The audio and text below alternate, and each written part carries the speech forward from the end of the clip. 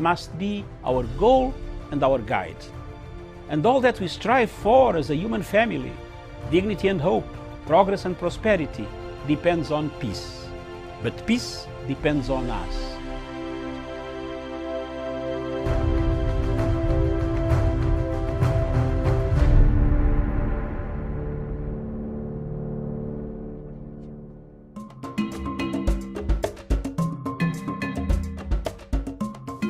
Today, Kenya is faced with a dilemma. A dilemma caused by succession politics of 2022. A country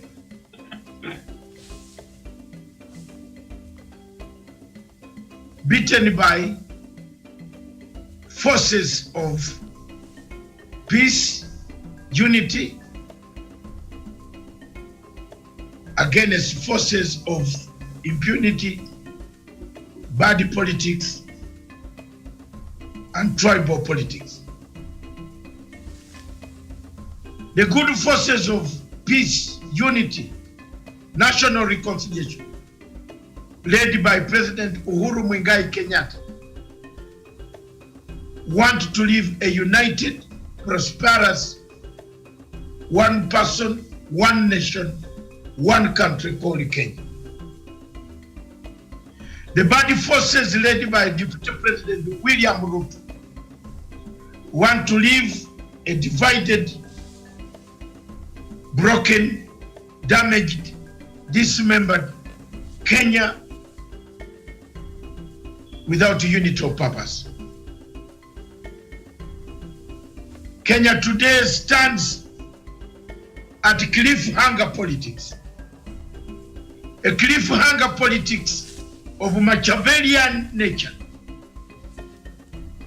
where at night we praise the devils. During the daytime, we praise the leaders. We go back at night, damage the leadership. That's where Kenya is today. Whichever divide you are, there is only one way out. One way out of this quagmire is to stick to a redemption strategy. Any conflict resolution expert on this panel, like Professor Onyari, will tell you the only way out to save this nation from sinking to the another chaos is to bring out the 9 points of the BBI. All of you know the 9 points of BBI. They touch national ethos, national bad elections. It is a cocktail of disaster that the two leaders saw that the four made them to shake hands and to bring it to the table. That for Kenya to conduct another election in this country without cleaning the national electoral mechanisms, the disaster will be worse than it was before. That for Kenya to go without national healing, reconciliation, accountability, restitution, reparation, truth-telling, forgiveness, we are staring at a disaster if we don't do a reconciliation now and never. It is now and never. Embarking on an early campaign has brought us to where we are. President Uhuru Kenyatta told people to concentrate on nation building. We abandoned the nation building ventures. We have gone on personal crusade ventures. We have gone on the same path where we believe we glorify corruption and glorify many things that are not glorifiable. It is sad, therefore, for my people of Kenya. It is also a call to the people of Kenya. Either they choose to go with the redemption strategy or they perish. The choice remains the choice of the people of Kenya. If you want to go with a redemption strategy of Raila Odinga and Uhuru Kenyatta of uniting this nation, that so be it. If you want to go with obsession of 2022 politics, even when there is no referee, and even when there is no competitor, yet the choice is yours. But at the end of the day, the citizens of this country are tired. If you don't see the fatigue that has come amongst the citizens who are being used as wheelbarrow pushers, who are being used as machines that will break in a day and you don't have any spare part to repair it, but it was done for PR, it is up to you. Do you empower people to push a wheelbarrow, or you empower people with knowledge? During this COVID-19, Rwanda, as a country that was besieged by the same disease that we see here, the disease of a creation of a hustler versus a dynasty. It is not different from the disease of a Tutsi versus a Hutu. You are not seeing what I'm seeing. Oh ye Kenyans, believe me, believe in me. You are not seeing what I'm seeing. You have created a narrative of a hustler versus a dynasty. It is like a Tutsi versus a Hutu versus a Tutsi. Look ye ahead. Look ye ahead in the horizon and see what is coming in 2022. It will be the battle of those that you want to eliminate against those who will be defending themselves. If you don't take my notes here, I will carry my dust. As the Bible said, go away with my dust. Because I see, from my vision, I can see we are on a wrong path. We have about to cross the red line. We are creating sections. We are fragmenting a state. We are dismembering a state. We are creating hurtling. Our train is hurtling towards one word. And that one word is conflict. That one word, my panel, is conflict. We better stop the train hurtling towards conflict and stop it now. Thank you.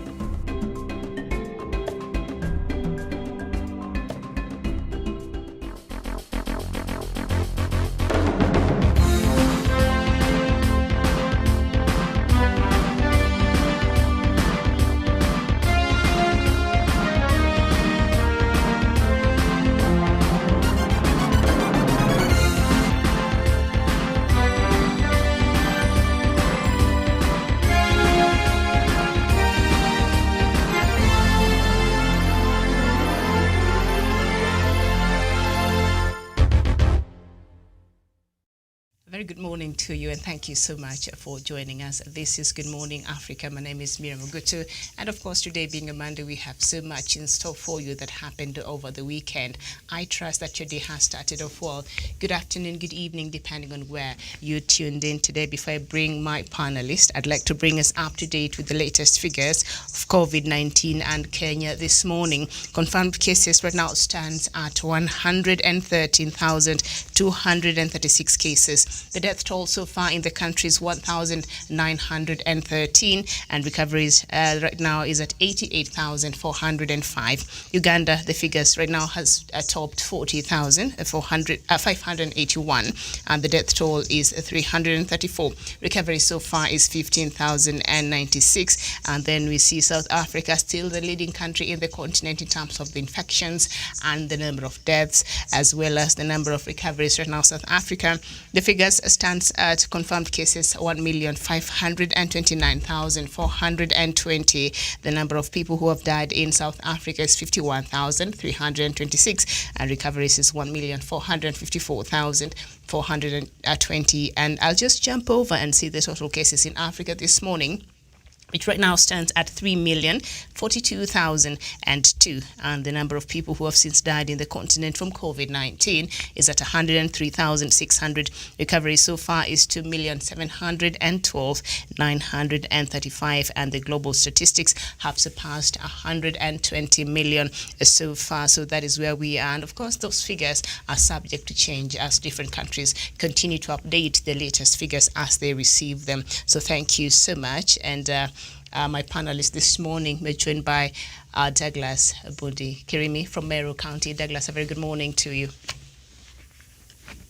A very good morning to you, Miriam Ogutu, to my friend Musa Haji Galmadido, and also to my friend Jevan Karanja, and also to our crew at our headquarters in Nairobi, and also across the world. Good morning, good afternoon, and also good evening, depending on where you're watching us from. Thank you. Very well, thank you so much, and nice to have you this morning. We're also joined by Musa Abdi Haji from Isiolo County. Musa, a very good morning to you. Good morning, Miriam. Good morning, Punchline TV Africa. Thank you for having me, and good morning to my fellow panelists. Thank you so much. It's another week, and I'm really grateful to being here. All right, Musa, it's nice to have you. We did not have you on yesterday's show, did we now? I was occupied somewhere, so I couldn't manage. Okay, we had a lot to talk about, especially about Somalia, because we know the case, the maritime case, boundary case between Kenya and Somalia was supposed to commence today. But last week, Kenya wrote and said we're withdrawing from this case. Remember, Kenya had asked for a deferral of the case over some issues it has raised there. And so the ICJ said no, the case has to continue. And so Kenya seems to have pulled away the last minute there. So the case was supposed to start today, so maybe we shall be waiting to hear what the next step will be taken from the International Court of Justice. But according to the court proceedings, I think they will be allowed to continue. I'm not sure, but anyway, the decisions that are made by the ICJ are usually enforced by the United Nations Security Council, which Kenya now is a non-permanent member. Quite interesting dynamics there. So we're waiting to see how that will play out. We're also joined by Jevan Karanja, all the way from Nanyuki. Jevan, a very good morning to you. A very good morning to you, Miriam. Good morning to our viewers wherever they are watching us from. And good morning to my friends Musa and Douglas. Thanks for having me on the show. It's nice to have you, Jevan, this morning. So I'll just read quickly the news-making headlines, and then we shall get to talk about a few, and we'll start with the Star newspaper.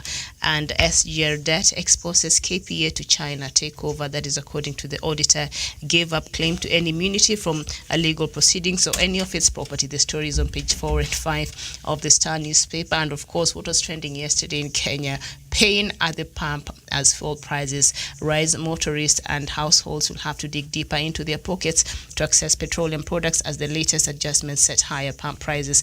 Prices of super petrol, diesel and kerosene have increased by 7 shillings and 63 cents, 5 shillings and 75 cents, and 5 shillings and 41 cents respectively there And then, of course, the story there with Lali did not inform hotel of Tekra's fall. I think they will continue with that case of Kiroche Brewery's heiress there who died, Tekra Muigai. And then, of course, the main pictorial there on the Star newspaper is nice to be back home. Raila says he is discharged. So that is on the front pages there. And then up there, KEMSA, 50 million Kenya shilling supplier moved to tears after MP's clear farm. All right, we'll get to that. They're saying now she followed a due process. We'll get to that and see what had happened earlier to that. And then we turn our attention to the Daily Nation, where the main headline there is the new fuel prices shock Kenyans. A stress for families, steep rise in cost of petroleum products announced yesterday will push up the cost of transport, electricity and manufactured goods, adding pain to Kenyans already suffering from the impact of COVID on the economy. You know, I was one of those people who had started enjoying some low electricity bills there. You know, I've been shocked. It hasn't been as high as it used to be. So, but now it appears that was very short-lived if, these prices will affect everything, all aspects of our lives here. And down there, Jubilee fires warning shot at Ruto weeks after Jubilee's National Management Committee kicked out Deputy Secretary General Caleb Kositany, an ardent ally of Deputy President William Ruto.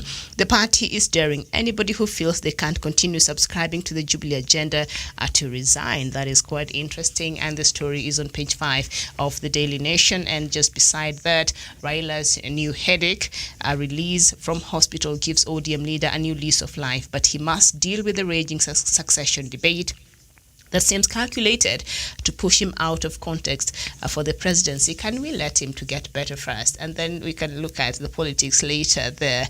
And then thousands locked out of teachers' colleges.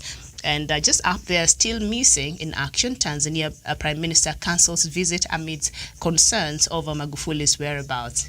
We need to know. All right, and then just beside that, Kenya versus Somalia, nation's next step is to protest to the UN Security Council, and the story is on back page. So we shall look at that, because that is a national interest story for us here in Kenya. And then we turn our attention to the Standard newspaper, where the main headline there reads, power behind a deep state. Interior Principal Secretary Kibicho has been in the eye of the storm after ODM demanded his removal, accusing him of meddling in BBI politics. He's not the first holder of this powerful office to face political blows. So why is this position loved and loathed in equal measure? That is the main story there on the Standard newspaper. And up there, Ida, how positive COVID test jolted Raila family. The story is on page 12 of the Standard newspaper. And then, of course, just beside that, pain as oil prices rise sharply. So we already given you the figures there earlier of how that has affected, or is set to affect, the everyday lives of Kenyans. And so I don't know. So let's just start with this warning shot that is on the main frontline page of the Daily Nation on page 5 about Jubilee firing a warning shot at Ruto there. Then we see all right, so the story is on page 5, so I'll just read a bit of it, and that is where we will start our conversation this morning. President Uhuru Kenyatta's Jubilee Party has fired a warning shot at Deputy President William Ruto and his brigade over their continued internal rebellion. The DP, who has been leading a parallel faction within the ruling party, is associated with the United Democratic Alliance UDA, which recently bagged its first seat in Nakuru County's London ward. UDA Anthony Nzuki garnered 1,707 votes against Mr. Francis. They continue, and then this is what Tuju told the Daily Nation. I have always tried to avoid discussing the position of Deputy Party Leader as Secretary General. I should not be adding fuel to the fire.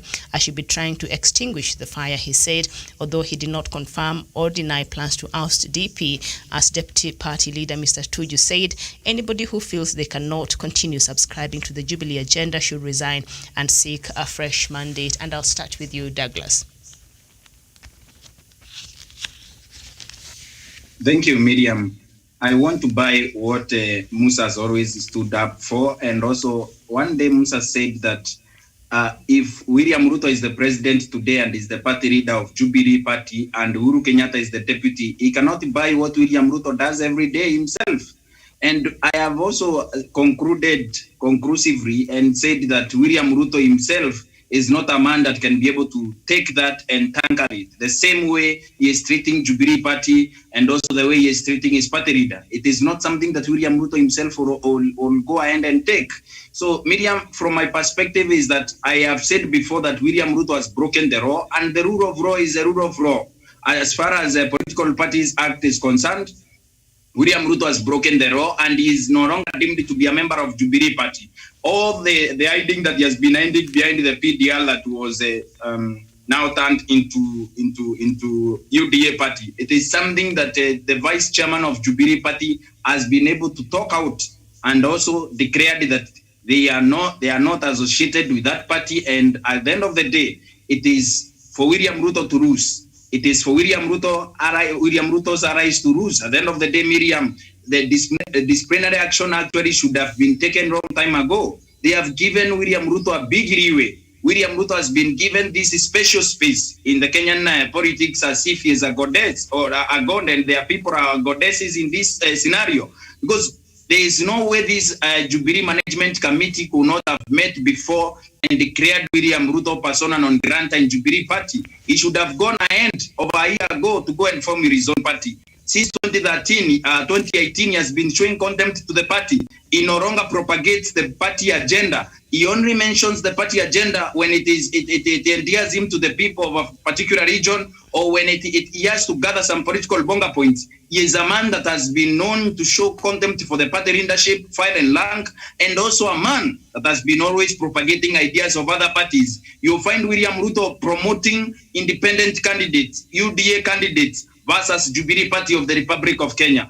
This is the ruling party that is sponsored him to Arambia Next and also the current Asoras mansion. He needs to be able to pack and go. He needs to leave the party alone. He needs also to leave government. And also where William Ruto has been hiding that he has been elected with the President Uhuru Kenyatta, this is his constitutional mandate. That is something that William Ruto should be fair enough. He is a Bible-carrying politician who keeps professing his Christian faith, evangelical Christian faith, which he needs to practice now. He does not need to be a political hypocrite, and when he goes on Sunday, you cry on near the altar and also carrying a big Bible, trying to wink Kenyans to elect him as a president, Miriam. At the end of the day, I have accused him of misusing public resources, Miriam.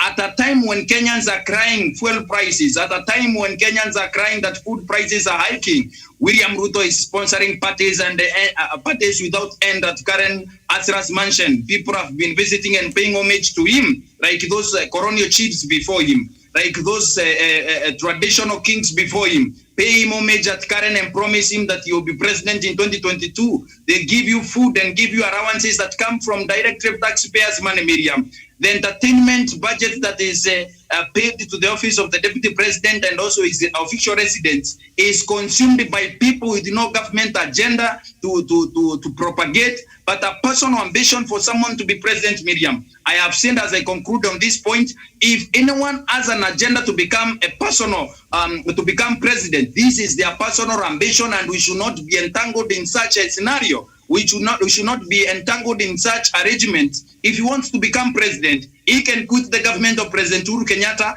Then Uhuru Kenyatta can be able to appoint another deputy for about 15 months or so that he can complete his legacy projects and also complete his term. Then William Ruto can go as far as Meru, Isiolo, Wajir, and also Mandera to become president of the Republic of Kenya 2022. Which I, Douglas Bundi Keremi, I don't subscribe to his own personal ambition. I also have my own problems and personal ambition, Miriam. Kenyans should take these issues very seriously. We don't owe William Ruto a presidency using our taxpayers. He needs to fund that from his own pocket, Miriam. Thank you. All right, very well. Thank you so much. So this is what also Tuju added. When people are dishonest, they look for technicalities. If you're honest, you just come out and resign and go for re-election, Mr. Tuju said, just like Orange Democratic Movement Party leader Raila Odinga did in 1994 when he resigned from Ford Kenya and sought a fresh mandate through the National Development Party, that is NDP, and won. Jubilee critics should do the same, he added. Musa, he's saying stop looking for technicalities. If you want to leave, you should leave. Thank you, Miriam. I think my humble submission as far as this is concerned, the issue of political parties and, reorganizations of the same, is really now happening in this country. You've seen for the past 1 month, the Orange Democratic Movement, Miriam, has decided to reorganize its structures and its management, whereby they have been inquiring for those who are submitting their intention to be vying for the presidency. They should do so, in a certain period of time with submission of, a certain financial commitment and, legitimacy as far as, requirements and academic paper is concerned. The other day is also Orange Democratic Movement advertising for various positions in its website for, party mobilizations. Also, I saw one of its communication directors really, underscoring the issue of, underpinning the issue of, mobilization, whereby they have now given out their courier number, whereby people can register through their ID number and polling station. So political parties are now putting on strategies on how they can now lure in voters and seek for mobilization. So I think when Jubilee Party is really issuing a shot at the deputy president is that, remember, Miriam, last year in 2020, Jubilee was supposed to have, I think in 2019, 2020, they were supposed to have their annual, general meeting whereby they were to decide how the issues of the houses were run. I know they only appointed the executive committee, but other issues have been left at hand. You remember the issue of many branches are not working, Miriam, as far as Jubilee Party is concerned. From my own perspective, Isiolo, the leadership at the county level, it is not that active. Political mobilization has been an issue. The office cannot be opened. So political parties are now coming up, the issues of re-strategizing and opening up. The same way is happening with Third Way Alliance. The same way is happening with Amani National Congress. So I feel Jubilee Party, when, all the time you are handling the deputy president agenda, the issue you're asking yourself is one question. You want to forge for post-election coalition agreement. How can you forge for that when it is already in the public domain that the person who is deputizing the national leader of this country is already having that intention declared in public? You will tend politically to attract more foes, Miriam, than enemies, you are trying to attract, more foes than allies as far as this is concerned. Jubilee Party, the other time also, there has been some issues, Miriam, especially from those people who are allied to the deputy president, whereby they have refused to pay their monthly payment of 50,000 to 100,000 to the party. And many members of parliament, led by the likes of Oscar Sudi, have really been defiant as far as, paying their dues is concerned. So I see a lot of frustration from the party. I see a lot of frustration from Pangani House here because of one thing. A party cannot, the only thing the party survives on is the 30 million allocated to it by the registrar of political parties. Apart from that, Miriam, issues of logistics, issues of carrying out a by-election. Remember, we've had a lot of by-elections. I think since 2017, we've had issues happening in Garissa now underway, the Kabuchai one.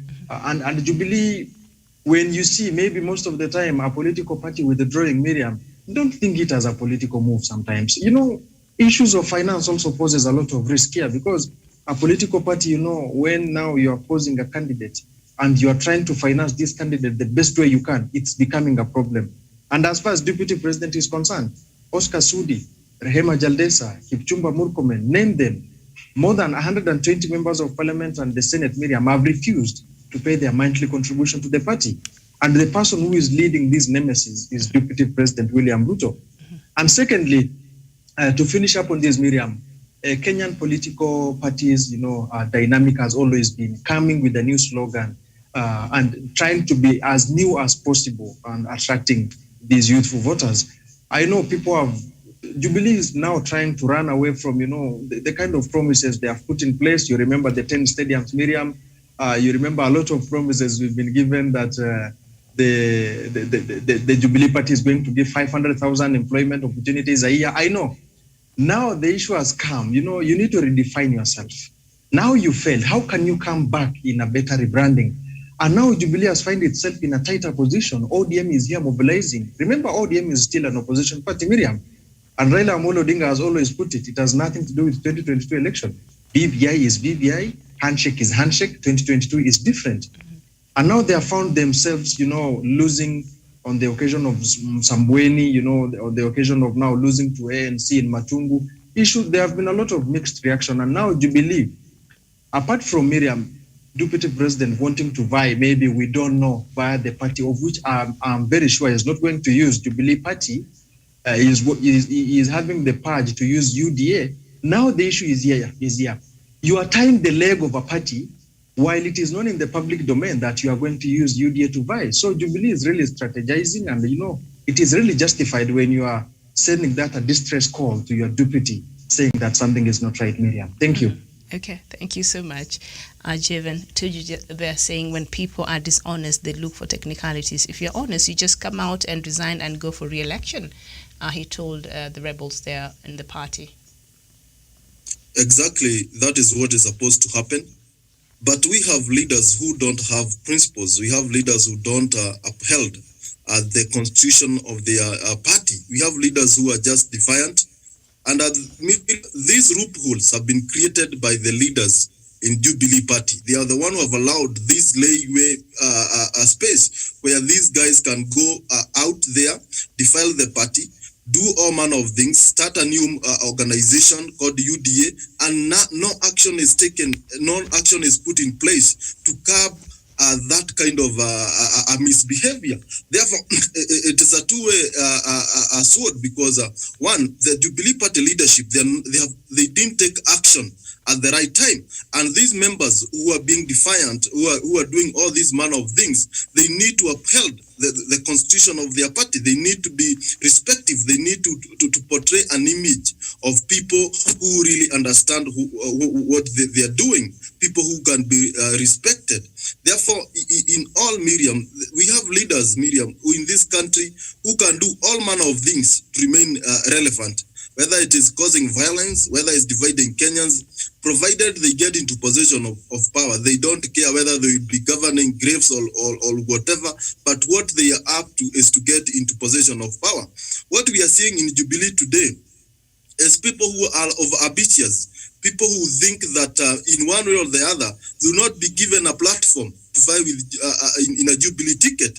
People who are ambitious that the only thing that matters to them is 2022 and the State House race. Therefore, when you look at this issue, and Miriam bearing in mind, these are people who have a mandate. These are people who are elected. These people who promised stadiums, they promised goodies to Kenyans, but instead of delivering on the mandate that they have been given first, they are already preparing for a higher position in 2022, and in the small position that you have granted them as Kenyans, they have not delivered, they have not lived to the mandate. Therefore, this portrays leaders who are just hungry to get to position and nothing much for the common mwananchi. If they had an agenda, we could have seen them in the floor of the parliament, in the Senate, as under the deputy president, sponsoring bills, motions to take Kenyans to uplift the livelihoods of Kenyans, registrations that will better the livelihoods of young people,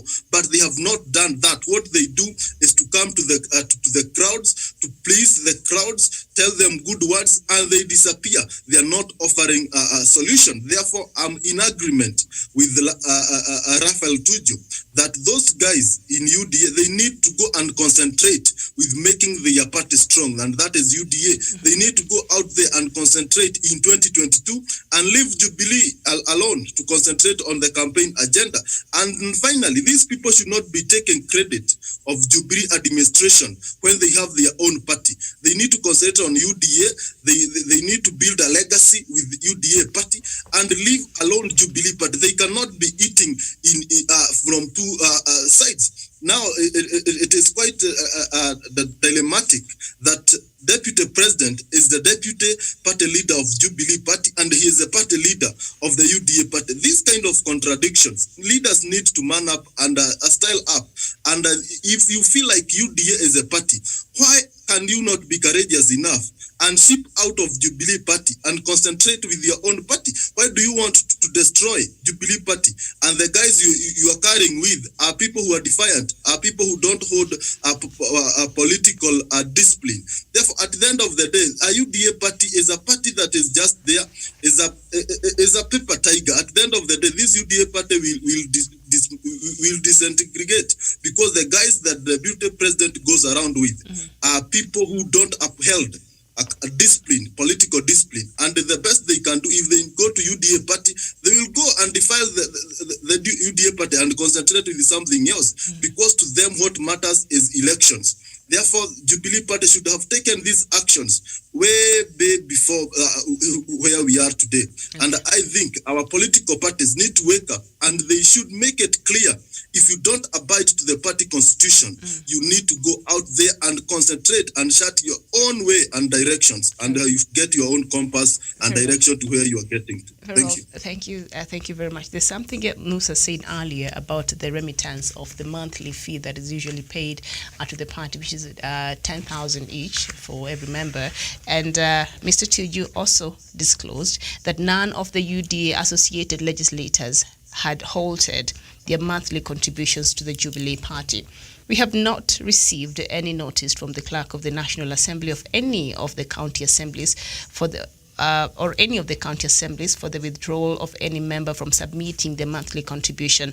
He said there is need for accountable leadership, adding that should the legislators go ahead to starve the party of the funds, the law should be applied to deal with the situation. So what Mr. Tuju is saying, whatever you saw happening there in Karen a couple of weeks ago, that was just hot air. They did not follow up with that. What does this speak about the characters of some of these people, as Karanja there has alluded, Douglas? Thank you, Miriam. We have spoken about this issue before, of these MPs and also senators who have been threatening not to go around and also pay their dues to their party that sponsored them to Parliament, and also to Senate, and also to William Ruto, Harambee Annex, and also the Asras Mansion. Miriam, at the end of the day, we need to be very clear. We need to be very categorically clear on this. These MPs don't want a by-election to happen. You know, Miriam, there is one thing I have come to understand with the law. The law is the law. The rule of law is the rule of law. You cannot break it and get away with it. You can break it for some time, but when it catches up with you, it is the end of the road for you. And these MPs know very well, Miriam, when the push comes to the shove, that these seats are going to be taken away by other people 15 months away to elections, general elections, Miriam. And there is one thing I have come to realize in my small years on earth, Miriam, that when one day in politics is a lot of time in politics, and 1 month in politics is like years in politics. So 15 months in political code because you lost your seat, because you are defiant to a party that you didn't like, to a party leader that you didn't like, they wouldn't want to go to that extent. And also it has exposed the hypocrisy in these people. I cannot claim to be friends with the people that are bad. People who are always on the news being caught up for being arrested for one thing or another, or being caught up in one situation or another. But at the end of the day, I will still now claim that they are not my friends. These people are in Jubilee to stay, Miriam.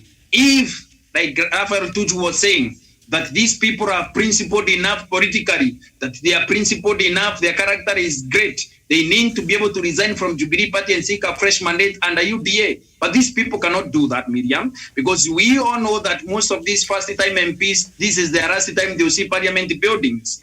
And they don't want to do that. It is about their selfish ambitions and also selfish interest, that they don't want to seek a fresh mandate from their electorate, because they know actually most of them have done nothing rather than painting old classrooms and repainting old classrooms and repainting old classrooms and repainting old classrooms. There is no other development agenda they have. It is repainting everywhere. And they know very well. And this exposes their character, Miriam, as people who are hypocrites and people that do not stand for something. People who are not principled, Miriam. People that can do anything to stick to power. People that can do anything, including staying in Jubilee Party of Kenya, so that they can be able, Miriam, to stay in that party, receive the salaries and benefits of an MP without necessarily being thrown out by their own party. So at the end of the day, we need to also be very fair to them. These are people that we have already said they are hypocrites, but this act, very own act, shows truly that these people are hybrid political conmen who are conning Kenyans emotionally and also economically, when they keep taking salary from Jubilee Party, because it is the Jubilee Party that sponsored them to Parliament. They are running a salary as MPs because they ran under Jubilee Party mandate, and then that mandate was translated by the electorate. For example, those that voted for Uhuru Kenyatta voted for Jubilee at 6 MPs, like the president was calling it. So at the end of the day, Miriam, it shows that these people are what we call them, hybrid political conmen, and there is nothing else they stand for. They have no principles, they have no foundation, they have no ground. Everything that they are standing on is sinking sand, a sinking sand of selfishness, greedy, and also, Miriam, at the end of the day, it exposes them as leaders who lack morals. And at the end of the day, Kenyans can be able to see that and be able to punish them at the ballot in 2022, Miriam. Thank you. Thank you so much. And of course, on top of the Daily Nation there, Kenya versus Somalia. But I think that is a conversation we shall have at 11, because I see it has been captured also on the Standard newspaper, where it says that Kenya vows to fight for its territory at the United Nations Security Council there. So we shall look at that, because it's a lot to look at. So we can't do that in the short time that we have. So we shall come back here at 11 to look at that comprehensively. But on the side there, I mentioned this story of still missing in action. Tanzania Prime Minister cancels visit amidst concerns over Magufuli whereabouts. And I will just read through it. I don't want us to discuss this because there's another story that has caught my attention that I'd like for us to look at. And the story is on page 10. And Tanzanian Prime Minister Kassim Majaliwa has cancelled a planned tour of the country's southwest region amid mounting concerns over President John Magufuli's whereabouts. President Magufuli, who frequently addresses public rallies and church congregations on Sundays, has not appeared in public for over 2 weeks now. Mr. Majaliwa had been expected to tour Rungwe district in Mbeya region today, but officials announced he would not visit as planned. Vice President Samia Suluhu last week also cut short a vacation in Zanzibar, her birthplace, and has since shuttled between Dar es Salaam and the country's administrative capital, Dodoma. Noah Kibona, the Rungwe District Information and Public Relations Officer, did not give reasons when he announced cancellation of the trip. And so, all right, so the speculation game there continues over whereabouts of Tanzanian President John Magufuli. Of course, Tanzania's authorities have not come out clearly to tell us what is happening. And so this has given room for a lot of information and misinformation and counter-information. And until they make it clear, then people will continue speculating. But we can now clearly say that things are not okay with Tanzania's President John Pombe Magufuli. So let's just leave that story right there. I shall talk about him later on Diaspora Dispatches. So let's look at another story I have seen here on the Standard newspaper, and then we just conclude with it. We have about 10 or so minutes. YouTube to collect tax from content creators. I brought this because we have a panel of young people on the panel this morning, so I'd like to know your thoughts about this new tax that KRA is planning to collect from creative minds out in this country. So Kenyan YouTube content creators are expected to submit their tax information to the video sharing platform by March 31st in order to avoid a hefty 24% taxation on their earnings. In a new requirement, the Google-owned service will require content creators to pay tax to the United States. YouTube wrote a statement to creators informing them of the condition that is set to begin in June. We are reaching out because Google will be required to deduct U.S. taxes from payments to creators outside the U.S. later this year. Over the next few weeks, we will be asking you to submit your tax info in AdSense to determine the correct amount of taxes to deduct, if any apply. So, all right. So that means it's not really the Kenyan. It's not Kenya who will be collecting this tax, but I think there was something like that also in our law that was introduced. But the U.S. will now be collecting the tax from people from diaspora, people from outside the United States. So the YouTube creators monetize this post through the AdSense services, which allows them to collect a percentage of the advertisement revenue from their videos. So how do you think this will affect the creators, especially here in Kenya, Musa?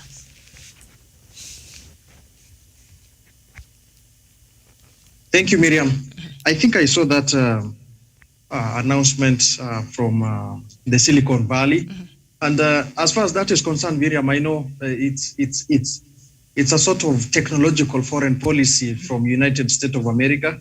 I know there have been a lot of issues happening in that country, Miriam. You remember during the time of Donald Trump, TikTok was failing, a TikTok application, which was very famous from China is really facing a ban, Miriam. And, all this has been regulation. We have had a lot of cyber recruitment of radicalization of young people joining Al-Shabaab, Al-Qaeda, ISIS through some content creation which has not been, well regulated and well enhanced. And you remember the advent of our very own comedian Eric Omondi, who was arrested the other time, Miriam, for producing contents which are contrary to constitutional provision of Kenya Film and Produce Board and Kenya Film and Production Board. As far as that is concerned, I think that is purely entitled to that YouTube company in the United States of America on how they do their collection. But let's come to Kenya also, Miriam. Apart from that 24%, KRA is also introducing, I think this is now going to be double tax. KRA is also introducing another taxation. I don't know, it's called DST or something like that, which is coming into effect very soon. So if you are a content creator for YouTube, you are going to be taxed by YouTube from the United States of America and the Kenyan government under the Kenya Revenue Authority. I may not have enough knowledge about this, but Miriam, you remember the online and, the media, multimedia production issues of Facebook, Twitter, in the name of hashtag pushers, you come to Instagram advertisement, you come to Facebook, issues of copyrights and, payment per views is really helping a lot of Kenyans. It's really has employed a lot of unemployed youths, who are seeking for issues of advertisement, content creation. Some are using this to advance, a lot of our awareness creation through their YouTube channel. So I know it's going to be having an adverse effect as this is concerned. And maybe Kenya is not having any legal structure putting in place in protecting Kenyan content creators, because I've been reading the contents and it has really took the world by a shock, Miriam, not only in Kenya, but across the African continent. And I know it's going to be hard, but it's all about accountability. And also I know it's going to improve the quality of content generation. Which kind of content are you going to produce which shall attract more views and payment per advertisement, which shall also in turn, influence your return. So Miriam, as far as that is concerned, I know I don't understand the intention of United States of America technological issue, but also for Kenya, KRA should really revise the new rule which is coming into place in really harming these content creators and maybe give us incentive, Miriam. Young people have decided to take everything online in terms of advertisement and these issues. So there should be a good civic education and awareness on some tax policies, which is really coming into place, Miriam. Thank you. Very well. Thank you so much. And what I really would like to perhaps understand, Karanja, is the story here. Kenyan YouTube content creators are expected to submit their tax information to the video sharing platform by March 31st in order to avoid a hefty 24% taxation on their earnings. And in a new requirement, so the government is telling them, you have to make available this. And we know a lot of these creators, as we know, the government, KRA has made it clear it wants to start collecting tax on this creative content, and a lot of them have been able to just, not submit their tax returns or not even know how to go about it. So now they have to sort of put their house in order and understand some of these things and how to go about it, as the US now will be collecting tax the whole world. Which country does not use YouTube? That is a very clever move. And then on top of that, of course, KRA is taxing these young creative minds here. But I see where you're coming from, Musa, when you've said perhaps this will ensure that better quality of production is made, and so that will be able to attract, to give you more advertisement that will in essence give you more money, and then KRA will come for it and the US will come for it.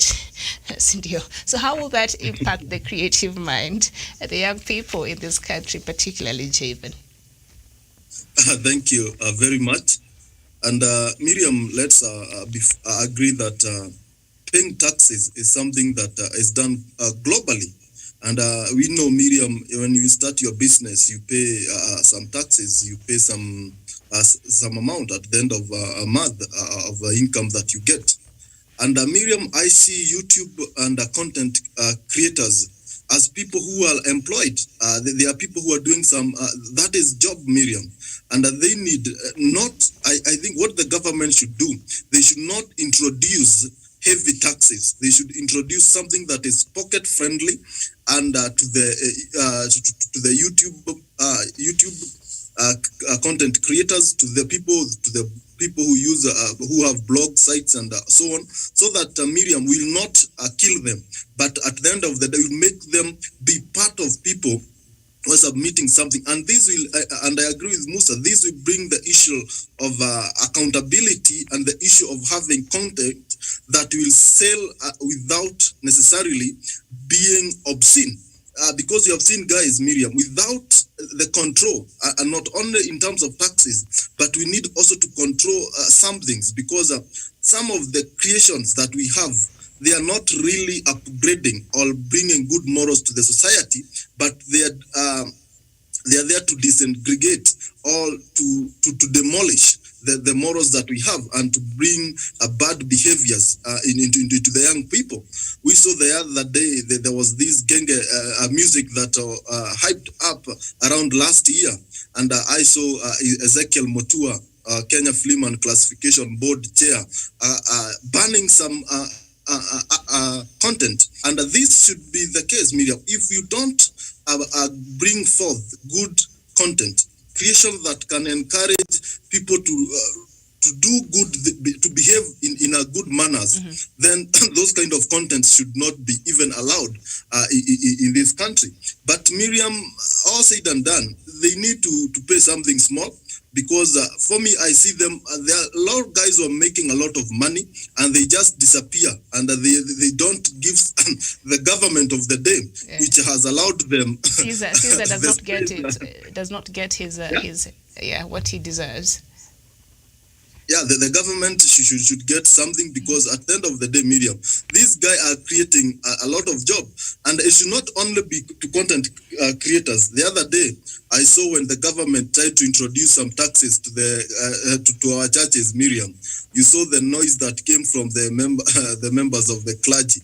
Therefore, I think this issue of tax, the government should sit and evaluate and come up with a way that we reach all Kenyans, so that they understand the need to give their remittances at the end of month or yearly, so that even in our churches, Miriam, I see some churches as a business organization which are making a lot of money, and they are not accountable, they are not paying taxes, they are just there existing. Therefore, they should not be only to YouTube creators, but it should all cut across, Miriam, not only to the people who are making this content YouTube, but across all sectors of our economy, so that we grow our country together. But I see, because it's not something that was introduced, is not introduced from Kenya, but from United States.